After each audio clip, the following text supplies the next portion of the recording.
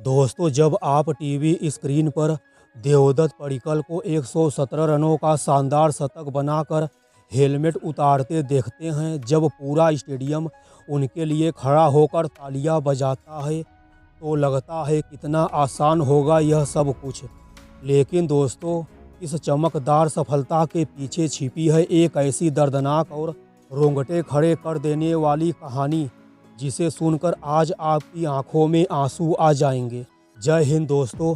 जब कोई बच्चा सपना देखता है कि उसे नीली जर्सी पहननी है, तो दुनिया उस पर हंसती है। देवदत्त पडिक्कल के साथ भी यही हुआ था। एक वक्त ऐसा था जब इस लड़के के परिवार के पास बल्ला खरीदने के पैसे नहीं थे, जूते फट चुके थे और रात को खाना खाकर सोएंगे या भूखे, यह भी तय नहीं होता था। लेकिन दोस्तों, आज जब उस लड़के ने श्रीलंका के खिलाफ लगातार दूसरा शतक ठोका है, तो वही दुनिया आज उसके आगे नतमस्तक है। चलिए आपको ले चलते हैं उस दौर में जहां सिर्फ अंधेरा ही अंधेरा था। दोस्तों, यह कहानी शुरू होती है एक छोटे से मकान से। पडिक्कल के पिता ने अपने बेटे के क्रिकेट के सपने को पूरा करने के लिए अपनी पूरी ज़िंदगी की कमाई दांव पर लगा दी थी।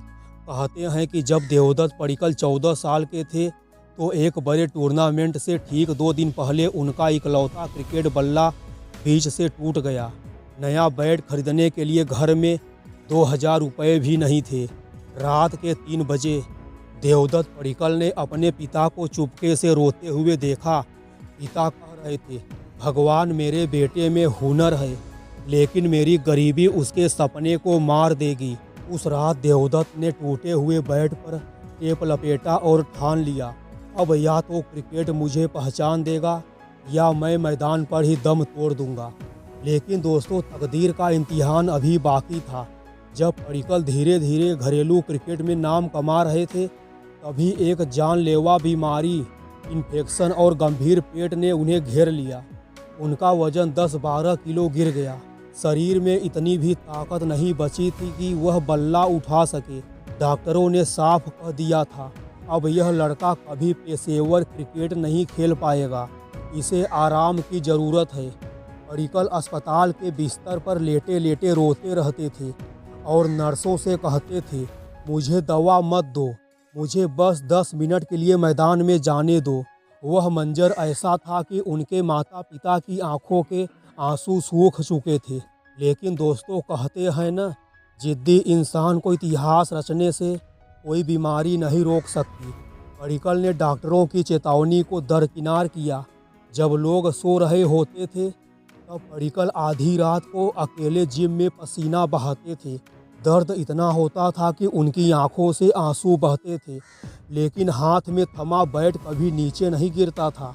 उन्होंने अपने शरीर से लड़ाई लड़ी, अपनी बीमारी को हराया और रणजी ट्रॉफी में रनों का ऐसा पहाड़ खड़ा किया कि बीसीसीआई के चयनकर्ताओं को अपने फैसले बदलने पड़े और उन्हें भारतीय टेस्ट टीम में शामिल करना पड़ा। और दोस्तों, आज जब कोलंबो में देवदत्त पडिक्कल ने शतक पूरा करके आसमान की तरफ देखा, तो वह सिर्फ एक शतक नहीं था, वह तमाचा था उस गरीबी पर, उस बीमारी पर और उन लोगों पर जिन्होंने कहा था कि तू कभी नहीं खेल पाएगा। आज उनके पिता स्टेडियम में बैठकर रो रहे थे, लेकिन वह आंसू दुख के नहीं, उस संघर्ष की जीत के थे। दोस्तों, देवदत्त पडिक्कल की यह कहानी हमें सिखाती है कि हालात चाहे जितनी भी बुरे हों, अगर आपके इरादों में जान है, तो दुनिया की कोई ताकत आपको सफलता पाने से नहीं रोक सकती।